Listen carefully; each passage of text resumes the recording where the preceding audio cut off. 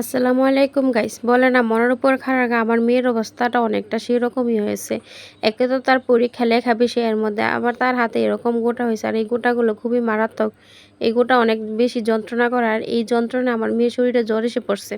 তাই আর দেরি না করে তাড়াতাড়ি তাকে নিয়ে ডাক্তারের কাছে যাচ্ছিলাম। আর যাওয়ার পথে দেখেন এখানে কি একটা অবস্থা, দুই দিক থেকে দুই গাড়ি এসে প্রায় জ্যাম লেগে দিয়েছে রাস্তার মধ্যে। ওই দিক থেকে আসছে একটা বড় ট্রাক আর এদিক থেকে সিএনজি, আর এই জন্য মোটামুটি অনেকটা জ্যাম লেগে গিয়েছিল। সেখানে প্রায় অনেকক্ষণ সময় বসেছিলাম, আর এই বসে থেকে দেখে যাই হোক অবশেষে সেই জ্যাম ট্যাম ঠেলে শেষ করার পরই তো বাজারে এসে পড়েছে। আর বাজারে আসার পর এখানে এসে দেখি ডাক্তার এখনও আসে নাই, যদিও আমি অনেক তাড়াতাড়ি এসে পড়েছিলাম, প্রায় দুপুর 3টার দিকে এসেছিলাম। তখন তো ডাক্তার না থাকারই কথা, আমি এত তাড়াতাড়ি আসছিলাম কারণ এখানে অনেক ভিড় থাকে, ভেবেছি একটু তাড়াতাড়ি গেলে ডাক্তার না পেয়ে তখন আবার অন্য ডাক্তারের কাছে আসি। সেখানে আসার পর আবার আমার একটা সিরিয়াল কার্ড ধরাই দিছে, আর সিরিয়াল কার্ডে দেখি 20 নাম্বার সিরিয়াল, তখন চলতেছিল প্রায় 5 না জানি 6 নাম্বার সিরিয়াল। এতক্ষণ বসে থেকে ফাইনালি আমার মেয়ে ডাক্তাররা দেখানো শেষ হয়েছে। এই তো দেখুন এখন কি কি ওষুধ যেন লিখে দিয়েছিল, আর সেই ওষুধগুলো নিচ্ছিলাম।